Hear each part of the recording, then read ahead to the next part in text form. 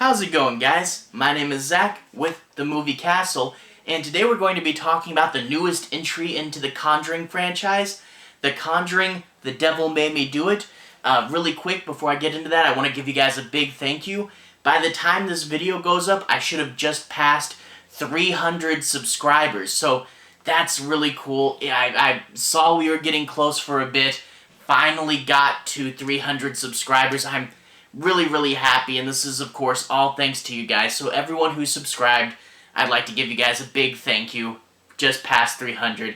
That's cool. Anyway, back to the movie. The Conjuring, The Devil Made Me Do It. Noteworthy there. No 3. All the other, the first two were, Conjuring, then Conjuring 2. But we've ditched the numbers in favor of a subtitle, which, looking back, makes sense because these are more case files movies. They're more episodic and not really so much about them being sequential. So I guess a subtitle does make more sense. Each one will be its own case file. This is from 2021. Just came out like a week before this video.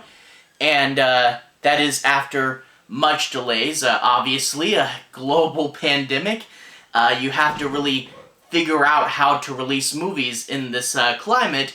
I did a video a bit back where I talked, I had my complete Conjuring physical media collection, and I did kind of a brief overview for this series. And in that video I said that I thought this was going to come out in September 2020. That was kind of the release date of the time, but of course it got pushed back even farther, and now we're in June of 2021, so glad to finally get this movie. The movie is directed by Michael Chaves, and once again stars Patrick Wilson and Vera Farmiga as Ed and Lorraine Warren. And cool to keep the actors back. This movie, the series creator James Wan, who directed 1 and 2, he's busy.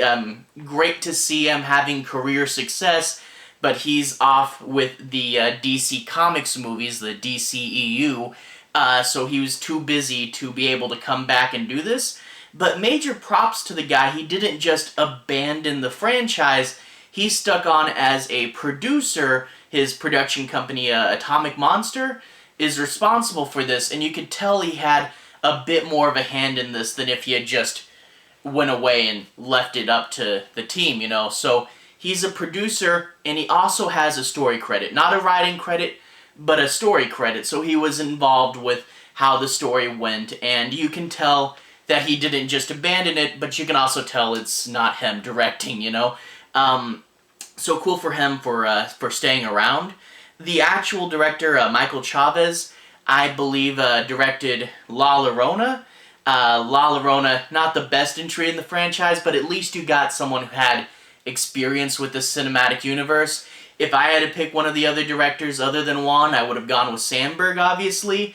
But he is also off in the DC EU, so the best Conjuring directors are getting picked up by Warner Brothers, so that's kind of a weird thing. Now I'm going to talk a bit about the movie. For those of you guys who want absolutely zero spoilers, who want to go in knowing nothing about it other than whether it's good or not, this movie's pretty good, but it's not great. The best in the series, Conjuring 1, 2, and Annabelle Creation, it's not near as good as those, but it's by no means a bad movie. This is a solid middle entry in the franchise. I'm not really sure exactly where I'd rank it, but overall, it's a good movie, but not a great movie. Despite not having Wan there, it still is relatively solid. So if you want to know absolutely nothing about the movie, there's the long and short of it. But with that being said, let's go ahead and dive right into the plot. I'm not going to be doing any major spoilers, but I do want to say my piece on a few plot points and make sure you guys have a basic understanding as to what the movie's about. We open up with a prologue, an exorcism scene. You get a pretty crazy and energetic exorcism. It's a really kinetic scene, and on top of that, the setting, it's obviously a haunted house, but here we get to see a house that the demon's really just torn up. He's ripped the house to shreds, big claw marks, things smashed, stuff on the floor, And we have seen various haunted houses, but a haunted house where the monsters just trash the place is an interesting angle, and I am surprised we haven't seen more of this. So claw marks everywhere, just wrecked the house up, and you can see when things start going that crazy kinetic stuff is happening. So a fun introductory scene. At the end of this scene, two very important things happen. One, the kid who is possessed jumps on top of Ed and gives him a heart attack, kind of hits him in the chest and gives him a heart attack. And two, this kid has an older sister, and the older sister's boyfriend, in an effort to save the kid, invites the demon to go from the kid into the boyfriend character. So he invites it over, and in turn, when the scene settles down, they think they got it out, but you didn't solve it. It just moved to a different person there. And I'm guessing the demon also made him forget he did this, because you think you'd tell people, but he doesn't. Anyway, after that, they obviously rush Ed off to the hospital, but when he wakes up, he says, oh, no, the kid, I guess he knows, the kid's still in danger, and he sends the police off to go and do a check on the boyfriend. Well, the boyfriend and the older sister are staying in this guy's house. This guy is kind of an alcoholic, likes really loud music, and he's running a dog shelter inside of his house. So in one of the lower rooms, there's a bunch of dogs in these cages, and they're all, barking all the time. So kind of a loud, chaotic place. And I think both the boyfriend and the older sister are both living there and both working for this guy. But anyway, the police that are going to check on him find the boyfriend wandering around the street covered in blood. They kind of snap him awake, and he doesn't remember what happened, but it turns out he just killed his boss. But he doesn't remember, so when he goes before the judge, he says not guilty by reason of possession. So the Warrens want to prove in court that the defendant had no control over his actions. He was possessed by a demon, and he shouldn't be held accountable for them. And in order to do this, they have to go and figure out what's going on and how the whole situation wrapped up and how to solve this. They go to investigate. They're like, okay, the young boy who was initially possessed, he obviously didn't do anything to call this upon themselves, but if he didn't do it, then what happened?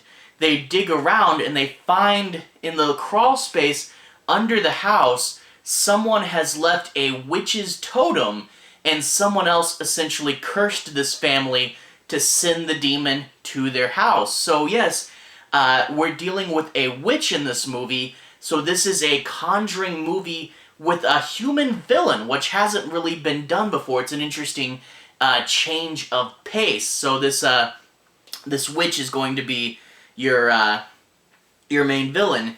And after this, let's go ahead and talk about the big pros. One, we kept the cast around the two important Ed and Lorraine Warren, the leads, and it's always good to check in on these guys. They're just as charming as they always are. They're really great characters to follow, and like seeing an old friend, it's good to see these characters again, and I'm really glad we get another movie with Ed and Lorraine Warren. Really do like them. Good to check in. Also, this has the same atmosphere as the other Conjuring movies, where a couple decades in the past, the nice soft brown colors, it's got the same color palette, it's got the same feel, so they did carry that over from the other movies, and I really do like the atmosphere of this movie. They kept that up, and like I said, the human villain and the mystery are once again something new for this universe that you haven't seen before, and there are some legit pretty good sequences. Towards the end of the movie, there's a whole segment that takes place in these underground tunnels, so a really cool, creepy setting. There's also a scene in the morgue which is really, really good. So there are some parts where this movie really does work and has some really great scenes. Now, there are a few other things that we need to talk about that I wouldn't classify as flaws, but they are worth noting. One, this isn't a courtroom drama, and the trailers really made it seem like that. That's really more the framing mechanism. It sets it up at the beginning, and that's why the Warrens need to go out and do this investigation. It really is more an investigation movie than a courtroom drama, and then you get a little bit at the end. So the trailers make it look like it's this whole big, can you prove ghosts and demons in a court? That's just a little bit at the beginning and a little bit at the end. That's not really what this movie's about, and you should probably know that going in. The other thing is there are some pretty overt references in this movie. During the beginning, they almost perfectly recreate that shot from The Exorcist where he's standing in front of the house he's about to go in with the hat and the little bag there. So, yeah, some overt references to The Exorcist. Towards the end, there's some pretty overt references to The Shining. And you can see these things, and they're a little bit more than an Easter egg. And to some people, they found that distracting. I thought they were kind of cool, but yeah, a little on the nose. And there's a few other things. Speaking of references, though, because this was released simultaneously on HBO Max, there's one part where they have a board and, you know, being able to pause it. I did see this initially in theaters, but I went home later and paused it to look at that board. A bunch of stuff I couldn't quite place, but I did see on their little conspiracy board they wrote Yellow King, reference to the King in Yellow Hastur from Robert W. Chambers, and would inspire the H.P. Lovecraft mythos. Also the villain in Season 1 of True Detective, so it was cool to see that.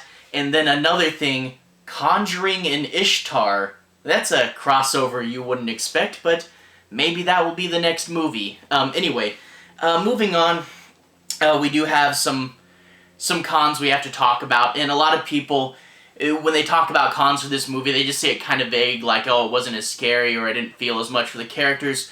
But I like to try to dig and find out why that is. You know, if something didn't work, why didn't it work? And one of the things with this movie that I think was a mistake is the prologue ties directly into this. Now, if you look at the other Conjuring movies, Conjuring 1, you had Annabelle, and Annabelle kind of became her own thing, but that was the hook. The big, creepy introduction, but overall had nothing to do with the movie, and then you got the move-in scenes, and you gotta slowly know your characters. And then in Conjuring 2, you had the freaking Amityville Horror as your hook, which is crazy and cool, and I love to see that. And then you gotta know your characters slowly. Now, you do a movie, you want to have a hook, you want to grab the audience in, but because the hook was actually part of the plot, you kind of dove into the story too fast.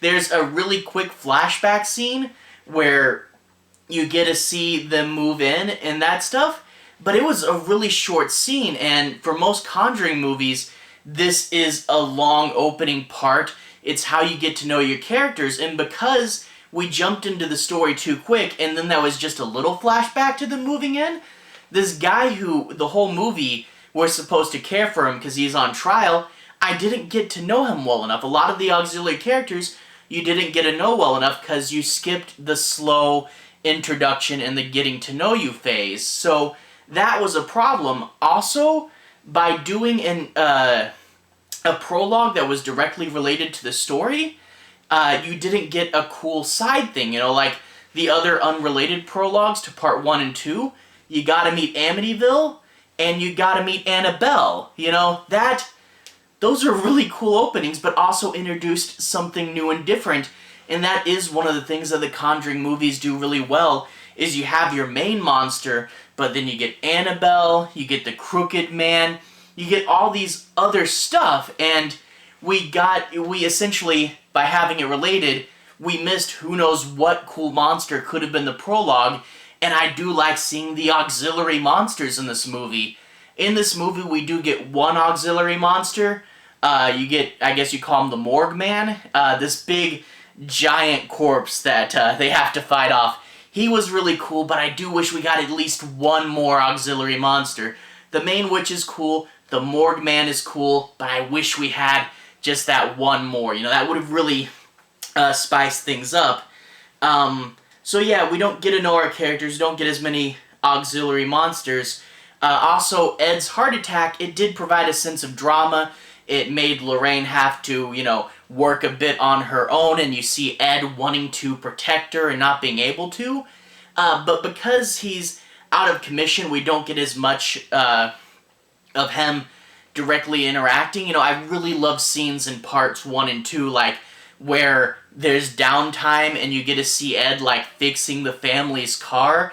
And he's such a helpful and good guy that him having this problem was drama, but you do miss a lot of little scenes with him in it that I did really like, and it's sad to see that, you know, he had to take a bit of a backseat, but I get that's what this one was going for, and the drama, but at the same time, I wish he had more of a direct role, you know, just those little scenes like him fixing the car was what really drove his character. Also, this is a mystery investigation movie, and in turn it feels longer and more rambling, and that's really the big thing. The first two were haunted house movies. Haunted house movies, quick, simple, to the point, small, confined, they work, and we know why they work. But here, bigger, more rambling, less focused. You know, you had something that was short, sweet, and simple, and now becomes more sprawling. And in turn, that's really why a lot of the scares don't work, why it does drag a little bit, is they broke formula. Now, I know they said they wanted to break formula, they wanted to do something new, this is the third one after all, but maybe make it more of a haunted house movie and just break the formula a little bit. You know, if you broke the formula just a little bit, it would have felt new enough, but you didn't have to completely change from a haunted house movie to a paranormal investigation movie. I just wish it was a little closer, because the formula works, and if it works, if it ain't broke, don't fix it. You know, and I get they don't want to be repetitive, but, you know, it works for a reason, right? But anyway, I guess that's what I have to say for this movie. It's not the best. It's interesting they tried something new, but it's still not the best. It's more rambly. The characters, you don't get to know the auxiliary characters as well. It's not as much a haunted house movie. Not as many auxiliary creatures. Like I said, 1, 2, and Annabelle Creation were just such great, perfect movies. And when you compare this to that, it's not near as good, but it's better than the worst of the franchise, you know? So, it's a good movie, but not a great movie. It is kind of, you know, one of those B stories, and it's like, hey, it's characters I like, even if the story's not as good. So, it's cool to, you know, show up and see what's going on for this one. Not as good as the others, but still a solid enough entry. Even if it's not perfect, it's good enough, you know? And I liked it. I liked it enough. Just, it wasn't my favorite, you know? Anyway, I run the risk of rambling myself. Anyway, to everyone who's watched so far, thank you for watching. Put a relevant playlist at the bottom if you want to see more kind of like this. I'll have a playlist with more stuff in it for you. Anyway, so yeah, playlist there. Have a good day. I'll see you guys again very, very soon. Relevant playlist on the bottom. Have a good day now.